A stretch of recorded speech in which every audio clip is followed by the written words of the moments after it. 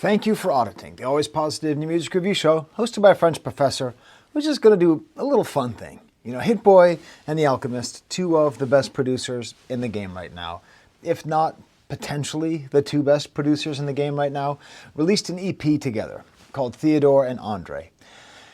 And I want to talk about it. So it's like 9 minutes long, it's 3 songs, but I think it's worth talking about. And more importantly, I think it's worth documenting. You know, there might not be that much discourse around this because it's just a little 9-minute thing, but I want to talk about it. I love these guys. So first of all, what is this title, Theodore and André? Now, I went on to Reddit, which, you know, it's a tough thing to do. Trying to find answers.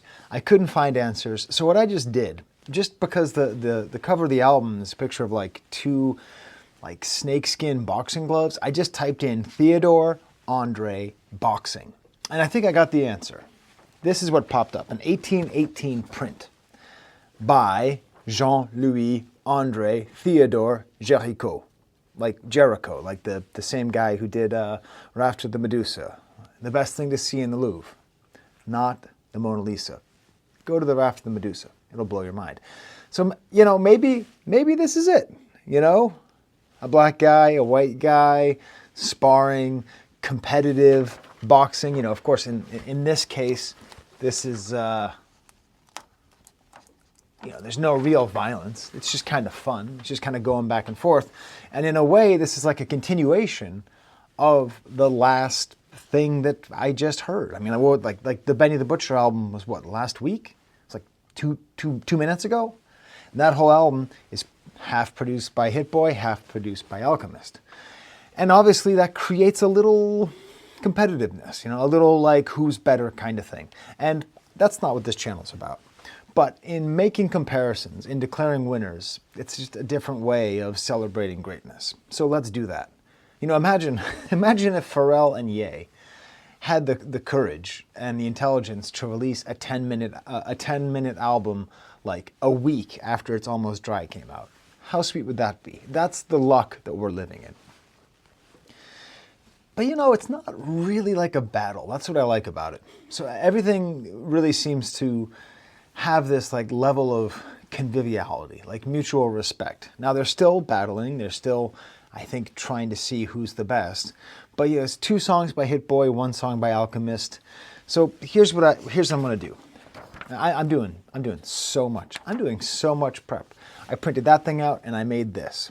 Okay, this is like a little checklist. You know, who's got the best production, who's got the best voice, the best flow, the best rhymes, and the best corny charm. Because there's one thing I love about rappers when they produce. I mean, producers when they rap.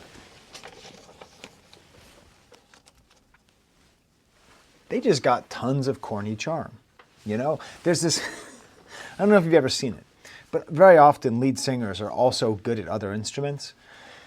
And there's like a freedom when you see like a lead singer playing drums, like they're just kind of messing around and like they're good at it and they're better at it than you think they would be because they shouldn't be that good at it. But there's just a kind of easiness. Look up Steven Tyler playing drums, the drummer, the lead singer of Aerosmith. And so this whole thing has that just kind of joy. And it makes sense because it's all sort of continuing on from the song Slipping Into Darkness, which was off of the Hit Boy album, which I didn't review. I just missed it. I should have reviewed it. It's your fault, actually. If you're watching this, why weren't you hitting up my comments saying, Sky, review the new Hit Boy album? Okay, it's my fault. And it's great. You know, that song right there sets up a beautiful template where Hit Boy raps on an Alchemist beat, Alchemist raps on a Hit Boy beat. You think it's going to be a sample of the song Slipping Into Darkness, you know, which has been sampled 1,000 times. You've heard it 61 times, but still, you've heard it many times. It's actually some obscure soul sample of someone named Walter Heath.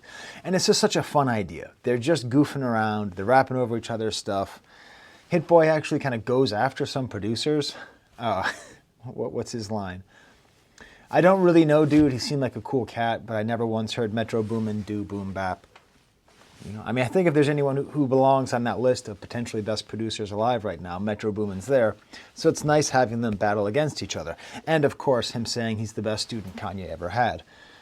I do wonder if the producer who raps, if Kanye isn't sort of the template, in terms of that goofy charm, like a certain amount to which it's not that your expectations are lowered, but your respect for their ability to do one thing means that when they do the other thing, or it's like you ever watch like an athlete in one sport do a charity event in another. You know, it's not like LeBron James isn't a better baseball player than I would ever be, right? I could have been playing baseball 5 hours a week every day for my entire life, and LeBron James would be better at baseball just because of his athleticism, you know? So there's that same kind of feeling, you know, that when they get behind the mic, it's not that they don't take it seriously, you know? LeBron's trying to hit a fastball, I'm sure, but it's like, it's not their thing. So let's get to the battle, okay? Yeah, I think I should hold this up here. It's too far away there. So as far as production goes, Alchemist's only song on here is Morrissey. Nice kind of string loop, underwater drums. It's a very good beat, but it's not the best beat on the album. The best beat on the album is the second track, which is just ridiculous. The main event. It's a sort of trap beat, but it's got this drone in the back. And then this guy, Hurlett? Jonathan Hurlett comes in and plays drums, like real drums on it. And it seems like Hit Boy is maybe innovating in a way of trying to get more real drums on rap songs, and it really sounds good and you actually really relate to it. So I'm going to have to give production to Hit Boy. The third song is fine. And if we take into consideration Slipping into Darkness, it's probably a tie, because I think the Alchemist beat on that is better. But that's what I'll say for that. But we're done with production now. This isn't about production. This is about LeBron James playing basketball. I mean, playing baseball. This is about not editing your videos and stupid stuff like that. So let's talk about the rhymes. You know, let's talk about the rhymes. Let's go to the opening track, Morrissey. Alchemist has, like, there's nothing wrong with the way that he raps. It's like, there's a Reddit comment that I don't, you know, I'm quoting Reddit now. Jeez, talk about low effort. Low energy, Jeb Bush. Someone named Temps, and then some numbers, says, I like hearing him rap, but every verse is the same. He doesn't say anything car, food, clothes, references, repeat. I like his voice and his rhyme style, but I'm always waiting for him to actually say something that doesn't sound like a freestyle. That is both the strength and the weakness of the whole thing. That's of Alchemist's whole production, you know. Meat and potatoes, I don't do much. Chorusing, they gave me the penthouse because they thought I was Morrissey. So if that's a slanted rhyme, if I've ever heard one, rhyming chorusing with Morrissey. And also, listen, right now, Alchemist is a much more handsome man than Morrissey. But at his peak, Morrissey was the most handsome man on planet Earth. I don't know at what point, because right now Morrissey just looks like Anthony Hopkins. Right? I don't know at what point Alchemist would look like Morrissey. I believe the story because he says in the next line, these are actual events. And who the hell would invent a story like that? Life's a movie and it's packed full of suspense. You see the corny gorgeousness of that? Life's a movie and it's packed full of suspense. But when we compare it to Hit Boy's lines, you know, Hit Boy just, I don't know. He has like this ending line here. Watching my old interviews, hate how I come across. Either I'm too humble or think they can't F with me. He has like an actual sense of self and who he is. And this is where things I think are going to get interesting. Because I'm going to give Hit Boy the flow and the rhymes, but not the voice. Alchemist has got this really cool voice. It's, you know, it's not unlike Rock Marciano. It's not unlike some other rap artists. It's not like the most inventive thing in the world, but it's good and it's remarkable. Like I hear it and I think, oh, that's the Alchemist rapping. But it's on the second track where it really takes off just how great this song is. And Hit Boy, really very Ye style rapping. Try not to go blind from these multicolored stones. Brand new offers in my phone. I won't text back. Got no response. It ain't lining up with my goals. Do you see how much I love it? Don't you love this corny charm? Oh my God, Killing Him, 187, Home Alone, but I ain't Kevin. I'm reputable in my section. Oh my God. Oh my God, Hit Boy. Hit Boy, you just won the corny charm game. Now this looks like this is a massacre. It's not really. I mean, this is, this is beyond subjective because the difference between them isn't that great. And I think that's what makes it so enjoyable, is that they are roughly equivalent, in my opinion. And holy cow, people got mad at me when I said that Hit Boy won the Benny the Butcher album. Hey, this is, this is like choosing a great, something great or something else great. I'm giving edges to things that are very, very similar. And I think their level of emceeing is just as far away from their level of production. And like on any given day or any given song, Hit Boy is better. I would say that the highs of Hit Boy are higher than the highs of The Alchemist, but the sort of standard level of production in general for Alchemist is much higher. If that makes sense, right? So if I had to pick some random song, I'm going Alchemist. If I had to pick like the best song from each, I'm going Hit Boy. But that's just my opinion. Tell me in the comments what you think. And then I don't know, you know what? Nope. I'm sorry. This has got to be a tie.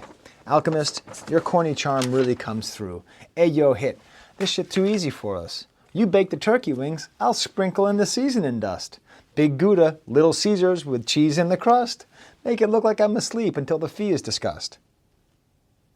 Damn, that's a good lyric. Make it look like I'm asleep till the fee is discussed. You might get a tie on the rhymes for that one. You're getting a tie on the rhymes for that one. That's a really good line. Make it look like I'm asleep till the fee is discussed. Because think about how much these two guys produce. How much of their life must be figuring out a discussion. Oh yeah, do you see how my mic is visible? That's what all the kids are doing these days. So, Tom Nichols, look at me. I'm holding onto a microphone. Am I hip? Am I cool? Is this internet charm? Well, I'm in a three-piece effing suit. Everything got too much polish. All I need is some rust.